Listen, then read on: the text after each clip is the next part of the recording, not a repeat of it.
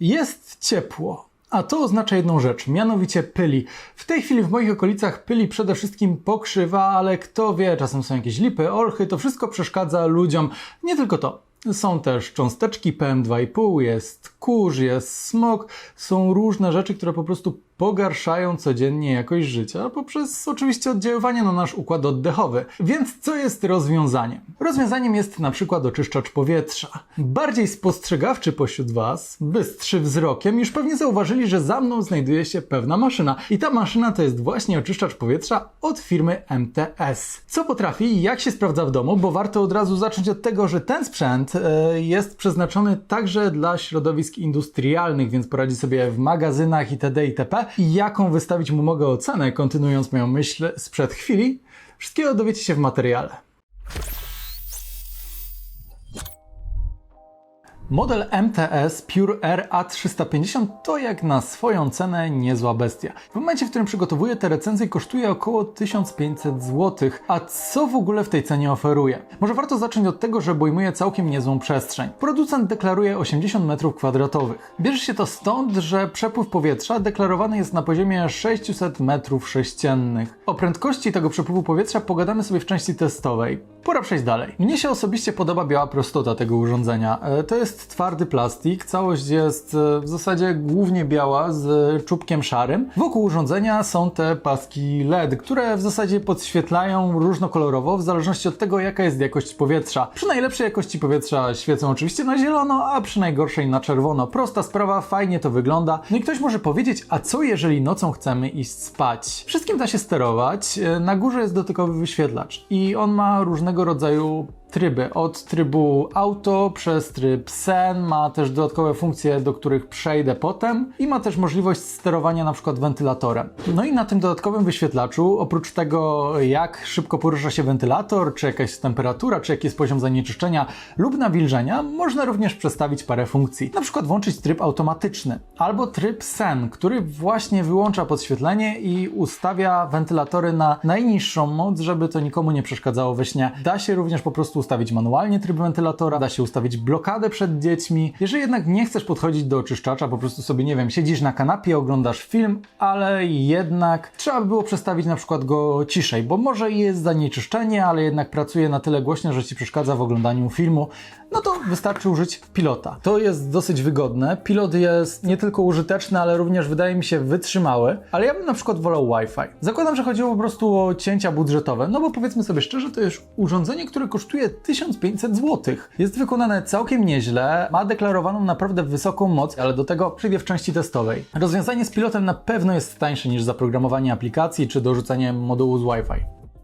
Jak w przypadku każdego oczyszczacza powietrza i tutaj musimy pogadać o najważniejszej kwestii, czyli kwestii filtracji powietrza. No i jak to tutaj jest? Producent chwali się 8-stopniowym procesem poprawy jakości powietrza. Oczywiście jest tutaj po pierwsze filtr wstępny, który wyłapuje wszelkiego rodzaju kurze czy innego rodzaju sierść. No i na szczęście cały filtr można czyścić przy pomocy odkurzacza i to dla mnie było ważne, mówię na szczęście, dlatego że ja mam kota i całkiem sporo tej sierści jednak zostawało na filtrze, na tej części wstępnej. Ale nie samą częścią wstępną każdy filtr żyje. Jest też filtr HEPA H13 i to oznacza, że poradzi sobie z 99,97% cząsteczek, które są powyżej 0,3 mikrona, ale poradzi sobie też z 95% cząsteczek powyżej 0,1 mikrona do 0,3 mikrona, a to oczywiście obejmuje te cząsteczki PM2,5, które są tak szkodliwe. Trzecią warstwą filtra jest filtr z węgla aktywnego. No i on wychwytuje wszelkiego rodzaju substancje lotne, typu nie wiem, dym papierosowy czy dym z kadzidełek. Producent zwraca również uwagę na to, że wychwytuje wszelkiego rodzaju metale ciężkie unoszące się w powietrzu. Jest jeszcze sito molekularne, które właściwie robi to samo co węgiel aktywny, wychwytując wszelkiego rodzaju cząsteczki lotne z powietrza, tylko że po prostu wychwytuje cząsteczki o innej wielkości. No dobrze, bo w zasadzie wspominałem, że to jest 8-stopniowy proces, a wymieniłem tych stopni tylko 4. I te pozostałe to w zasadzie takie funkcje, których możemy szukać w urządzeniach z różnej półki cenowej, ale nawet na tej półce cenowej nie zawsze występują. To znaczy, po pierwsze, można włączyć filtr UV. No i ten współgra z filtrem katalitycznym, a w zasadzie fotokatalitycznym, który tak naprawdę jest gąbką, na którą naniesiono warstwę dwutlenku tytanu. No i ten dwutlenek tytanu przyspiesza reakcje związane z właśnie tym filtrem UV.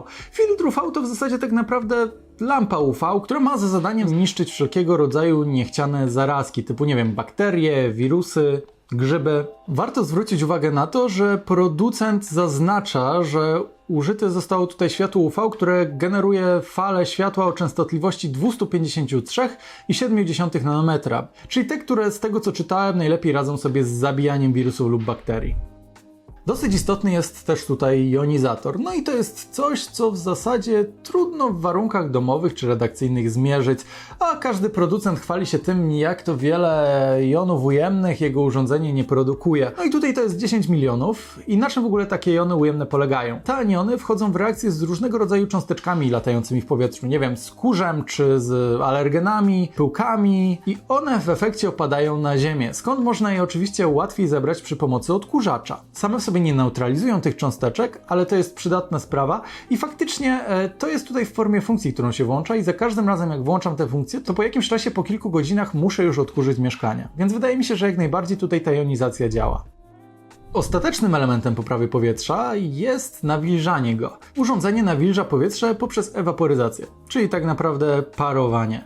Zapewne działa tak samo jak wszelkiego rodzaju klimatyzery czy klimatory. Wodę napełnia się tutaj całkiem wygodnie do pojemnego zbiornika, który jest zresztą zamykany na nakrętkę, taką niekapkę. I co bardzo ważne w przypadku wszelkich rzeczy związanych z wodą, jest tutaj też filtr tej wody, który jest wymienny. Dzięki temu jest tutaj pewność, że nic niepożądanego nie zacznie rosnąć w tym obiegu wody, no i nie zaczną się uwalniać, nie wiem, wszelkiego rodzaju grzyby, pleśnie do powietrza. Samo nawilżanie jest dosyć istotne, zwłaszcza zimą, gdy włączamy kaloryfery, bo wtedy strasznie się wysusza powietrze, a z bardziej suchym powietrzem pojawiają się wszelkie problemy skórne na przykład, albo też znacznie lepiej wszelkiego rodzaju zanieczyszczenia lotne sobie fruwają w powietrzu. Gdy jednak jest wyższa wilgoć w powietrzu, to te wszelkie pyłki czy kurze aż tak bardzo nie latają. Oczywiście z wilgotnością nie należy przesadzać, ale urządzenie automatycznie dozuje to nawilżanie do właśnie wspomnianego wskaźnika wilgoci w powietrzu.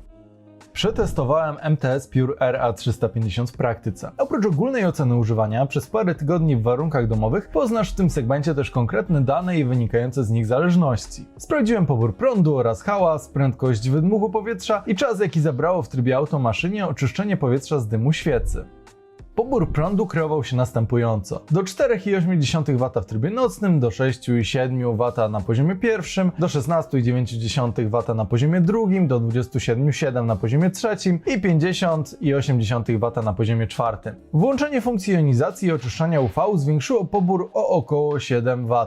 Ogólnie rzecz biorąc to niezły wynik. Mimo tego bywały u nas już bardziej energooszczędne urządzenia, np. Clarta Forste lub Weltec APH 450D. To jednak różnica czasami paru watów, więc tak naprawdę niewielka.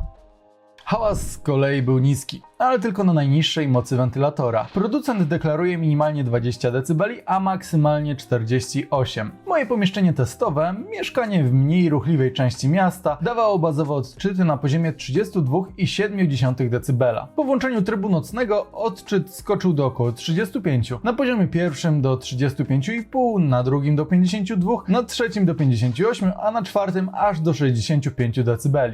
Nie będę owijał w bawełnę. Chociaż poziom pierwszy jeszcze był super i wybijał się pośród innych testowanych przez nas oczyszczaczy powietrza, tego od ustawienia numer 2 było tylko gorzej. Najwyższy tryb po prostu hałasuje i przebija na przykład wspomniane wcześniej urządzenia. Dzięki temu też MTS osiąga niezły przepływ powietrza, ale mój kot był przerażony, gdy zapomniałem o trybie automatycznym i poszedłem smażyć obiad. Poziom czwarty to już za dużo. Na szczęście w trybie automatycznym przez większość czasu maszyna pracuje na pierwszym, góra drugim poziomie, przechodząc na pełną moc tylko wtedy, gdy trzeba sobie poradzić z jakimś poważniejszym zanieczyszczeniem.